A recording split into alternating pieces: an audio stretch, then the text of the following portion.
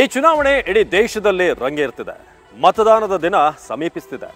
ಸಿದ್ದರಾಮಯ್ಯ ನೇತೃತ್ವದ ಕಾಂಗ್ರೆಸ್ ಸರ್ಕಾರ ತನ್ನ 5 ಗ್ಯಾರಂಟಿಗಳನ್ನೇ ಪ್ರಚಾರದ ಅಸ್ತ್ರವನ್ನಾಗಿ ಬಳಸಿಕೊಳ್ತಾ ಇದೆ. ಇನ್ನೊಂದು ಕಡೆ ಮೋದಿ ನೇತೃತ್ವದ ಬಿಜೆಪಿ ಮೋದಿಯೇ ಗ್ಯಾರಂಟಿ ಅಂತ ಹೇಳ್ತಿದೆ. ಈ ನಡುವೆ ಕಾಶ್ಮೀರ, ಮಂದಿರ, ಬಡತನ, ನಿರುದ್ಯೋಗ ಇಂಥ ವಿಚಾರಗಳು ರಾಜಕೀಯ ಪಕ್ಷಗಳ ವಾಗ್ಯುದ್ಧಕ್ಕೆ ಕಾರಣವಾಗಿವೆ. ಹಾಗಾದ್ರೆ ಮತದಾರರ ನಿರೀಕ್ಷೆಗಳೇನು? ಅವರನ್ನ ಕಾಡ್ತಿರುವಂಥದ್ದೇನು? ಮತದಾರರ ಮನದಾಳವನ್ನ ಅವರಿಂದಲೇ ಕೇಳುವಂತಹ ಕಾರ್ಯಕ್ರಮ TV9 ಮತಯಾತ್ರೆಗೆ ಸ್ವಾಗತ. ನಾನು ಅವಿನಾಶ್ ಶಿವನ್. ಮೋದಿನೇ ಬರೋದು ಸರ್. ಮಲ್ಲೇಶ್ ಬಾಬು ಪಕ್ಕ 100% KV ಗೌತಮ್ ಅವ್ರು ಗೆಲ್ತಾರೆ.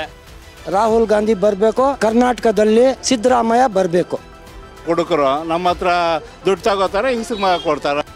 ನಾವು ಕಾಂಗ್ರೆಸ್ ಸ್ವಾತಂತ್ರ್ಯ ಹೋರಾಟದಲ್ಲಿ ಕಾಂಗ್ರೆಸ್ನವ್ರದೇ ಪಾತ್ರ, ಬಿಜೆಪಿ ಅವ್ರದ್ದಿಲ್ಲ, JDS-ನವ್ರದ್ದಿಲ್ಲ. ಮುಸ್ಲಿಮ್ಗಳ ತರಾನು ನೋಡಿ ಸ್ವಲ್ಪ ಚೆನ್ನಾಗಿ ಮಾಡಿದ್ರೆ ಅವ್ರಿಗೂ ನಾವು ಬಿಟ್ಕೊಡಲ್ಲ. ಕೋಲಾರ ಚಿನ್ನದ ನಾಡು, ರೇಷ್ಮೆ, ತರಕಾರಿ, ಹೈನುಗಾರಿಕೆ ಬೀಡು.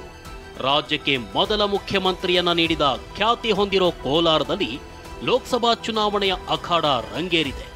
ಇಲ್ಲಿ ಹಾಲಿ ಬಿಜೆಪಿ ಸಂಸದರಿದ್ರೂ ಕಮಲದಳ ಮೈತ್ರಿಯಿಂದಾಗಿ JDS-ನ ಮಲ್ಲೇಶ್ ಬಾಬು ಅಭ್ಯರ್ಥಿಯಾಗಿದ್ದಾರೆ.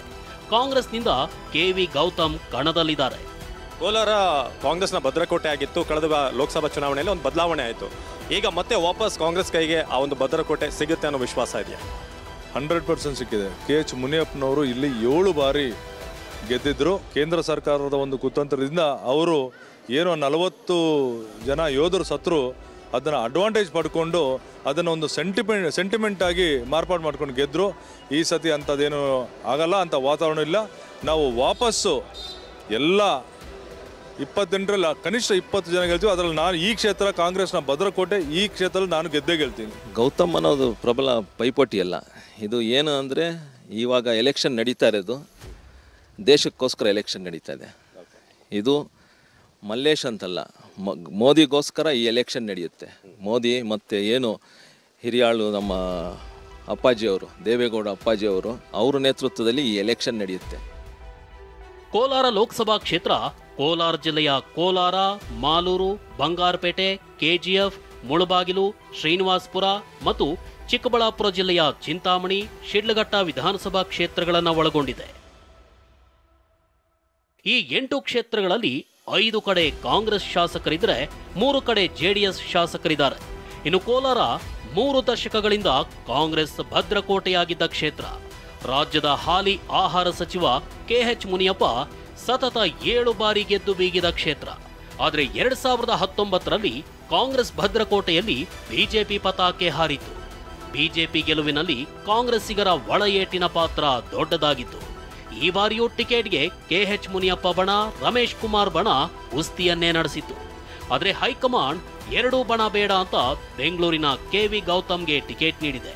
ಹೀಗಾಗಿ ಬಿಜೆಪಿ JDS ಪಡೆ ಗೌತಮ್ ವಿರುದ್ಧ ಹೊರಗಿನ ಅಭ್ಯರ್ಥಿ ಅನ್ನೋ ಅಸ್ತ್ರ ಝಳಪಿಸ್ತಿದೆ. ಹಾಗಾದ್ರೆ ಈ ಬಗ್ಗೆ ಮತದಾರರು ಹೇಳೋದೇನು? ಚಿನ್ನದ ನಾಡಿನ ಜನರ ಒಲವು ಯಾರ ಮೇಲಿದೆ? ನಾವೀಗ ಕೋಲಾರದ ಪ್ರಸಿದ್ಧ ಕೋಟಿಲಿಂಗೇಶ್ವರ ಸನ್ನಿಧಿಯಲ್ಲಿದ್ದೇವೆ. ಮತಯಾತ್ರೆಯಲ್ಲಿ ಇಲ್ಲಿ ಏನೇನಾಗ್ತಿದೆ, ಜನ ಏನ್ ಹೇಳ್ತಾರೆ? ಕಳೆದ 7 ಬಾರಿ ಅಂದ್ರೆ 7 ಬಾರಿ ಮುನಿಯಪ್ಪ ಅವರು ಗೆದ್ದಿದ್ರು. ಅದಾದ ನಂತರ ರಾಜಕೀಯ ಪರಿಸ್ಥಿತಿಗಳು ಬದಲಾಯಿತು. ಕಳೆದ ಬಾರಿ ಮುನಿಸ್ವಾಮಿ ಗೆದ್ರು. ಈ ಬಾರಿ ಬಿಜೆಪಿ ಮತ್ತು JDS ಒಂದಾಗಿದೆ. ಇನ್ನೊಂದ್ ಕಡೆ ಕಾಂಗ್ರೆಸ್ನಿಂದ ಹೊಸ ಮುಖ KV ಗೌತಮ್ ಅವರಿಗೆ ಮಣೆ ಹಾಕಲಾಗಿದೆ. ಹಾಗಾದ್ರೆ ಕೋಟಿಲಿಂಗೇಶ್ವರನ ಜಯದ ಆಶೀರ್ವಾದ ಯಾರಿಗೆ? ಬನ್ನಿ ಜನರನ್ನ ಕೇಳೋಣ.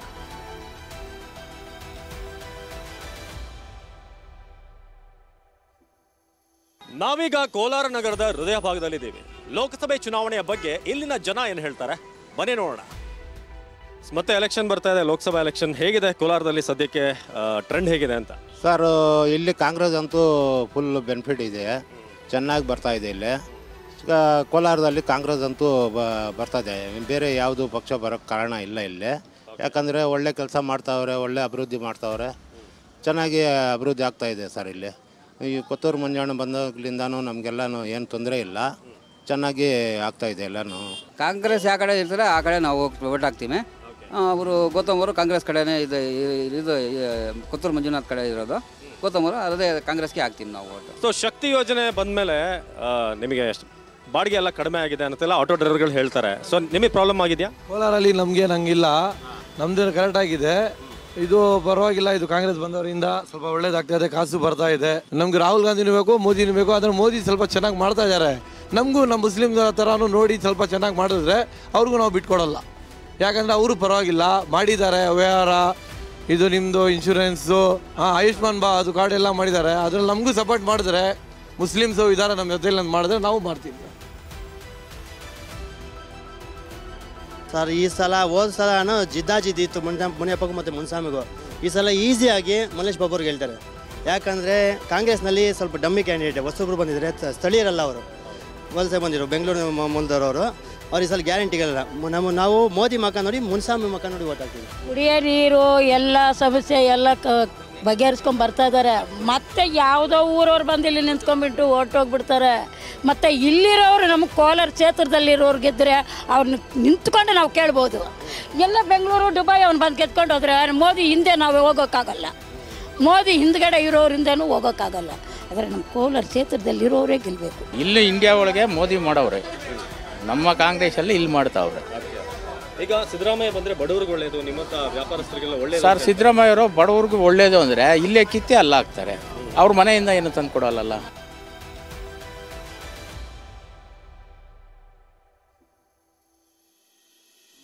ನಮ್ಮ ಜೊತೆ ಈಗ ಕೋಲಾರ ಕಾಲೇಜ್ನ ಸ್ಟೂಡೆಂಟ್ಸ್ ಇದ್ದಾರೆ, ವಿದ್ಯಾರ್ಥಿನಿಯರು. ಬನ್ನಿ ಅವ್ರನ್ನ ಮಾತನಾಡ್ಸೋಣ, ಎಲೆಕ್ಷನ್ ಬಗ್ಗೆ ಅವ್ರು ಏನು ಹೇಳ್ತಾರೆ ಅಂತ. ಎಲೆಕ್ಷನ್ ಬರ್ತಾ ಇದೆ ಈಗ, ಹೇಗನ್ಸುತ್ತೆ? ಯಾರು ಗೆಲ್ಬೋದು ಇಲ್ಲಿ? ನಮಗೆ ನರೇಂದ್ರ ಮೋದಿ ಗೆಲ್ಬೋದು ಅಂತ ಅನಿಸ್ತಿದೆ. ಓಕೆ, ನೀವೆಲ್ಲ ಫಸ್ಟ್ ವೋಟರ್ಸ್ ಐಸಲ್ಲ? ಹೌದು.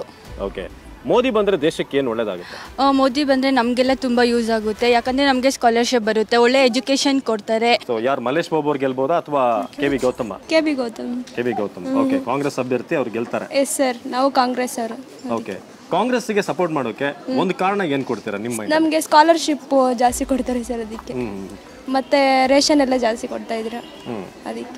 ಬಟ್ ನಿಮ್ಮ ಒಂದಷ್ಟು ಫ್ರೆಂಡ್ಸ್ ಹೇಳ್ತಾರೆ ಮೋದಿ ಅವರು ಬಂದರೆ ಸ್ಕಾಲರ್ಶಿಪ್ ಚೆನ್ನಾಗಿರುತ್ತೆ ಅಂತ. ಇಲ್ಲ ಸರ್, ನಮಗೆ SC ST ಅವ್ರಿಗೆ ಕಾಂಗ್ರೆಸ್ ಅವರೇ ಕೊಡ್ತಾ ಇದ್ರು. ಯೂತ್ಸ್ಗೆ ಒಳ್ಳೆ ಜಾಬ್ ಆಪರ್ಚುನಿಟಿನ ಕ್ರಿಯೇಟ್ ಮಾಡಿಕೊಡ್ಲಿ.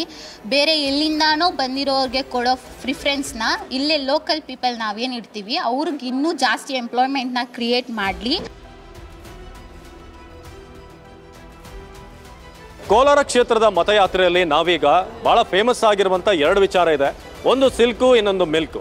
ಹಾಗೇನೆ ಸಿಲ್ಕ್ನ ಮಾರ್ಕೆಟ್ನಲ್ಲಿ ಇದ್ದೀವಿ. ಸೊ ಇಷ್ಟೇ ರೇಷ್ಮೆ ಅಷ್ಟೇ ನೈಸ್ ಆಗಿರುತ್ತಾ ಈ ಬಾರಿ ಎಲೆಕ್ಷನ್, ಅಥವಾ ತುಂಬಾ ಟಫ್ ಆಗಿದೆಯಾ? ಇಲ್ಲಿ ಮಲ್ಲೇಶ್ ಬಾಬು ಬಂದು ನಮ್ಮ ಸ್ಥಳೀಯರು ಐಸಿತ್ ಅವ್ರು ಬರ್ಬೋದು ಸರ್. ಮಲ್ಲೇಶ್ ಬಾಬು ಬರ್ಬೋದು ಸರ್. ಓಕೆ, ಹೌದು ಸರ್. ಸೊ ಈ ಹಿಂದೆ ಕಾಂಗ್ರೆಸ್ನಲ್ಲಿ ಸತತವಾಗಿ ಗೆದ್ಕೊಂಡು ಬಂದು ಇದೊಂದು ಕಾಂಗ್ರೆಸ್ನ ಭದ್ರಕೋಟೆ ಆಗಿತ್ತು.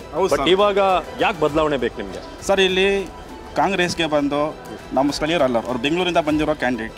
ಅದರಿಂದ ನಮ್ಗೆ ಬೇಕಂದ್ರೆ ಅವ್ರು ಸಿಗಲ್ಲ. ನಮ್ಗೆ ಮಲ್ಲೇಶ್ ಬಾಬು ಆದರೆ ಸಿಗ್ತಾರೆ. ನಮ್ಮ ಕೆಲಸ ಬೇಗ ಫಾಸ್ಟ್ ಆಗುತ್ತೆ ಸರ್, ನಮ್ಮ ಕ್ಷೇತ್ರನೂ ಅಭಿವೃದ್ಧಿ ಆಗುತ್ತೆ. ಇವಾಗ 10 ಅವರ ಖಾತೆ ಕಿತ್ಲಾಡೋ ಪರಿಸ್ಥಿತಿ ಬಂದಿದೆ ಅವ್ರ ಗ್ಯಾರಂಟಿಯಿಂದ. ನಮ್ಗೆ ಅಭಿವೃದ್ಧಿ ಎಲ್ಲ ಹಾಳಾಗೋಯ್ತು. ಈ ಫ್ರೀ ಅದು ಫ್ರೀ ಇದು ಫ್ರೀ ಅಂತ ಹೇಳ್ಬಿಟ್ಟು ಇವಾಗ ಹೆಂಗಸರು ಮಾತಾಡ್ಸಂಗಿಲ್ಲ ಮನೆಯಲ್ಲೇ. ಅವ್ರು ಹೇಳ್ದಂಗೆ ನಾವು ಕೇಳ್ಬೇಕು, ಗಂಡಸರು ಆ ಥರ ಆಗಿದೆ. ಗ್ಯಾರಂಟಿಯಿಂದ ಏನು ಜನರಿಗೆ ಉಪಯೋಗ ಆಗ್ತಾ ಇಲ್ಲ. ನಿಮಗೆ ಮೋದಿ ಗ್ಯಾರಂಟಿನ ಸಿದ್ದರಾಮಯ್ಯ ಗ್ಯಾರಂಟಿನ? ನಮಗೆ ರಾಹುಲ್ ಗಾಂಧಿ ಬಂದರೆ ಗ್ಯಾರಂಟಿ. ಓಕೆ.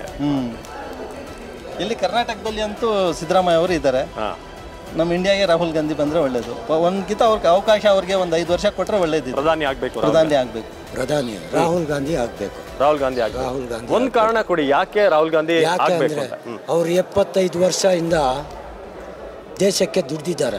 ಅವರು ಪ್ರಾಣ ತ್ಯಾಗ ಮಾಡಿದ್ದಾರೆ. ಅದಕ್ಕೋಸ್ಕರ ಇವರು 10 ವರ್ಷದಿಂದ ಬಂದಿತ್ತು. ಇವಾಗ ನೆಕ್ಸ್ಟ್ ರಾಹುಲ್ ಗಾಂಧಿ ಬರಬೇಕು. ನಮ್ಮ ಕರ್ನಾಟಕದಲ್ಲಿ ಸಿದ್ದರಾಮಯ್ಯ ಬರಬೇಕು.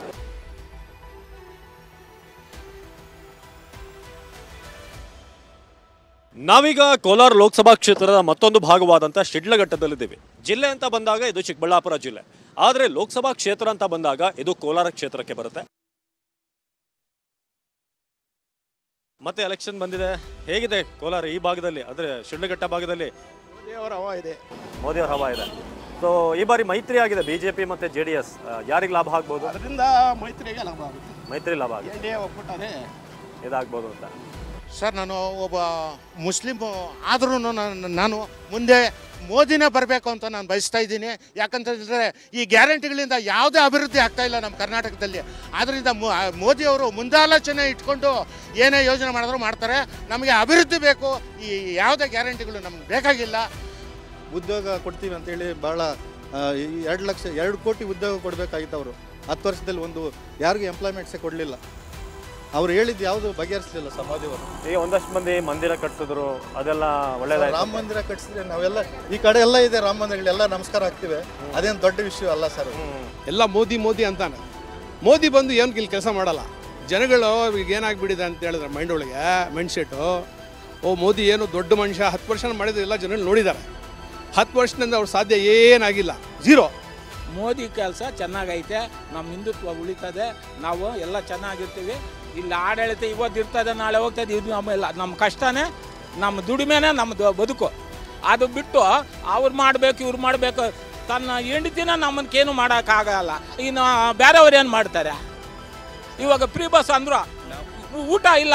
ಮೊನ್ನೆ ಸೌದತ್ ಹೊರಟೋಗಿದ್ರು, 3 ದಿವಸ ಹೋಟ್ಲಲ್ಲಿ ತಿಂದೆ ನಾನು. 60-70 ವರ್ಷ ಕಾಂಗ್ರೆಸ್ ಸರ್ಕಾರ ಏನು ಮಾಡಿದೆ ಅಂತ ಇದ್ದಾರೆ ಇವರು. ನಮ್ಮ ಹಿರಿಯರಲ್ಲಿಗೆ ಗೂಬೆಗಳು ಅಂತ ಲೆಕ್ಕ ಇವ್ರಿಗೆಲ್ಲ. ಈಗಿರೋರು ಇವ್ರ ಮೆಂಟಾಲಿಟಿ ಇವರೇ ಜಾಸ್ತಿ ಫಾಸ್ಟ್, ನಾವು ಚೆನ್ನಾಗಿ ಫಾಸ್ಟಾಗಿ ಇದಾಗ್ಬಿಟ್ಟಿದ್ದಾರೆ. ಹಿರಿಯರಾಗ ರೋಡ್ಗಳು ಹಾಕಿದ್ದಾರೆ, ಹಾಸ್ಪಿಟ್ಲ್ ಕಟ್ಸಿದ್ದಾರೆ, ಕೋರ್ಟ್ಗಳು ಮಾಡಿದ್ದಾರೆ. ಅವರೆಲ್ಲ ಮಾಡಿಬಿಟ್ಟು ಹೋಗಿರೋದನ್ನ ಆ ಸೆಂಟ್ರಲ್ ಇವಾಗ ಬಂದ್ಬಿಟ್ಟು ಕುತ್ಕೊಂಡ್ಬಿಟ್ಟು ಏನು ಮಾಡಿದ್ದಾರೆ ಇವರು ಅಂದ್ರೆ ಇನ್ನೇನು ಮಾಡಬೇಕು. ಇವಾಗ 10 ವರ್ಷ, ಈಗ 10 ವರ್ಷದಿಂದ ಇವ್ರೇನು ಮಾಡಿದ್ದಾರೆ? 60 ವರ್ಷದಿಂದ ಇವಾಗ ನಾನು ಎಕ್ಸಾಂಪಲ್ ಹೇಳ್ತೀನಿ. ನನ್ನ ಮಗನ ಸಾಕ್ತೀನಿ. ಇವಾಗ ಸೋಟು ಕೂಟ ಹಾಕೊಂಬಂದ್ಬಿಟ್ಟು ನನ್ನ ಮಗ, ನೀನೇನು ಮಾಡಿದ್ಯಪ್ಪ ನೀನು, ನೋಡು ಅವ್ರು ಮಾಡಿದ್ದಾರೆ ನೋಡು ಅಂತ ಆಗಡೆ ಹೊರಟೋದ್ರೆ ನನಗೆ ಎಷ್ಟು ನೋವಾಗುತ್ತೆ.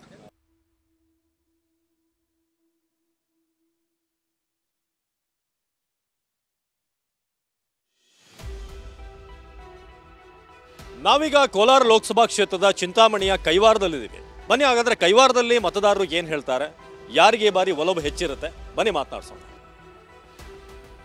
ಕಾಂಗ್ರೆಸ್ ನಮಗೆ ಈ ಕಡೆ ಎಲ್ಲ ಕಾಂಗ್ರೆಸ್ ಜಾಸ್ತಿ. ಕೋಲಾರ ಚಿಕ್ಕಬಳ್ಳಾಪುರ ಡಿಸ್ಟಿಕ್ಕೆಲ್ಲ ಕಾಂಗ್ರೆಸ್. ಓಕೆ, ಏನು ಕೆಲಸ ಮಾಡಿದ್ದಾರೆ ಕಾಂಗ್ರೆಸ್ನವರು ಇಲ್ಲಿ? ನಮ್ಮ ಪರವಾಗಿಲ್ಲ ಸರ್, ಆರಾಮಾಗಿ ಚೆನ್ನಾಗಿ ಮಾಡ್ತಾರೆ. ಸಿದ್ದರಾಮಯ್ಯ ಸೇಮ್ ಇದಾರಲ್ಲ, MLA ಕಾಂಗ್ರೆಸ್. ನಮ್ಮ ದೇವಸ್ಥಾನ ಮೋದಿ ಕಾಪಾಡವನೆ. ಬೇಕಾಗಿರೋದು ಮೋದಿ ಬೇಕು. ಇವಾಗ ಮೋದಿ ಬೇಕು. ಮೋದಿ ಅವರಿಂದ ದೇಶಕ್ಕೆ ಏನು ಒಳ್ಳೇದಾಗಿ ಅಂತ ನಿಮ್ಗೆ ಆಗತ್ತೆ. ಆಗಿದೆ. ಆಗುತ್ತೆ. ಮಲ್ಲೇಶ್ ಬಾಬು ಯಾರಂದ್ರೆ ನಮ್ಗೆ ಗೊತ್ತಿಲ್ಲ, ಮೋದಿ ನೋಡಿ ನಾವು ವೋಟ್ ಹಾಕ್ಬೇಕು ಅಷ್ಟೇ.